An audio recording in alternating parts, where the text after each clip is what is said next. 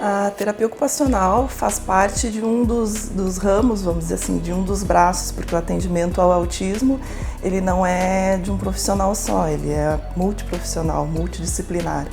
Então, a terapia ocupacional é uma dessas áreas que vai atender, né, o indivíduo com um transtorno do espectro autista. O que a terapia ocupacional pode contribuir, assim, qual é a importância?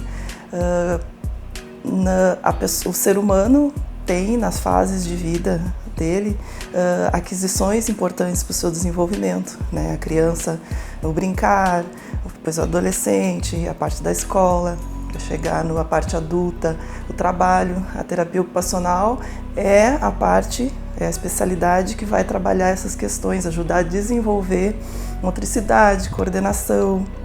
O autista às vezes tem questões sensoriais a serem trabalhadas, não conseguir pegar o lápis para escrever, não brincar de forma adequada. É o terapeuta, dentro de tantas outras coisas que ele vai fazer, além do suporte à família, suporte à escola, é o profissional que vai trabalhar essas questões, né? Vai trabalhar a rotina, atividade de vida diária e independência, né, para essa rotina. A terapia ocupacional porque o diagnóstico do TEA não é feito também por um só profissional, não é num dia de avaliação que tu avalia, tu precisa observar a criança, tu precisa conversar com a escola, tu precisa conversar com as pessoas que ela convive, tu precisa conversar com os pais para ver quais são as dificuldades, porque tem todo, assim como qualquer indivíduo é único, o autista também, não existe uma receita, né, do que tu vai fazer sem conhecer. Então, o terapeuta ocupacional é um dos profissionais que vai auxiliar o médico. Geralmente a criança chega para a gente com o encaminhamento, né, médico para essa avaliação. Vai auxiliar a psicóloga, o fono, né, o psicomotricista, o psicopedagogo, e a reunião dessas avaliações é que o médico vai conseguir diagnosticar, né, e até de repente conseguir dar um nível, né, do autismo. A dificuldade maior que a gente tem, às vezes, é que nem todo mundo, todos os profissionais pensam dessa forma, né? Existe muita gente que ainda trabalha muito individual, então a gente tem dificuldade em alinhar o atendimento, alinhar até essa avaliação, né? De repassar um para o outro o que tu viu, né? De cada um na sua área. Às vezes é muito complicado porque é uma mudança de rotina muito grande para os pais. De repente tu recebe um diagnóstico e tem que mudar a tua rotina de trabalho. Trabalha pai e mãe trabalhando todos os dias, criança na escola. Daqui um pouco tu recebe do médico um diagnóstico, tu tem que entrar com um monte de terapia, tem que fazer várias avaliações. E aí, às vezes é difícil, a pessoa vem, tu marca, vamos fazer uma avaliação contínua, vamos, né, observar com mais, vai vir todos os dias, vai vir tantos dias, tantas horas, e aí a pessoa não consegue, por essa rotina, às vezes cumprir. Então vem um dia, aí não consegue trazer no outro, e aí a gente vai sempre recomeçando, né, então é dificultoso essa questão inicial, assim, às vezes. Às vezes os próprios pais não entenderam ainda, né, porque não foi tão bem explicado, foram pegos de surpresa, eles não entendem a necessidade, né, dessa aderência ao atendimento, desde a avaliação, a necessidade. Às vezes tem a mãe que está aceitando, mas o pai que não aceita, ou vice-versa.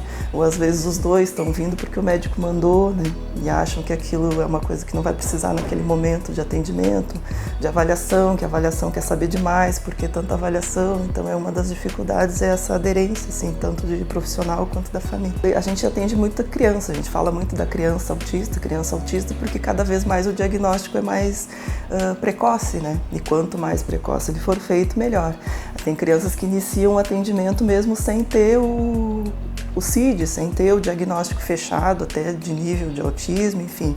Elas apresentam dificuldades, os pais procuram ajuda, o médico já manda para fazer, porque a gente já consegue fazer trabalhando na dificuldade que está surgindo, independente de ter fechado o diagnóstico ou não, que é válido, né? Então tu vai trabalhando a questão social, a questão da motricidade, da coordenação, através do brincar da criança, né? As primeiras, o terapeuta ocupacional diz que a primeira função, né, o primeiro trabalho da criança é o brincar funcional, brincar social.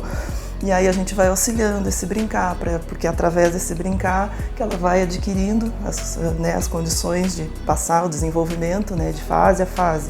Mas também eu tenho aqui autistas adultos, né, que chegaram de outros serviços, que foram acolhidos na Verde por algum motivo e que também continuam o seu atendimento, cada faixa etária na sua... E aí tu auxilia a descoberta de habilidade para trabalho, né, para relação social, né, cada fase é uma fase diferente, né, para cada um.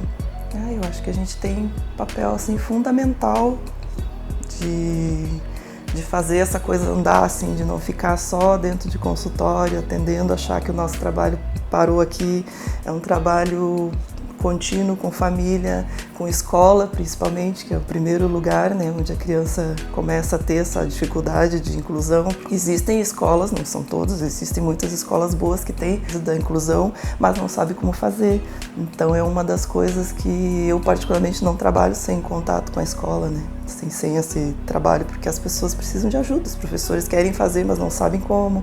A criança autista precisa do ambiente adaptado, das atividades adaptadas, né? É um direito do currículo adaptado, ele vai fazer a mesma coisa que os outros fazem, mas de outra forma. Eles precisam do acompanhante, né? Na escola, dependendo do grau do autismo, a professora não consegue dar conta, isso a gente também tem que entender o lado da escola, mas eu acho que o terapeuta ocupacional consegue fazer essa ponte, assim, e meio que entrar na briga junto com os pais, junto com a família, assim, por essa, que não é muito fácil, assim, né?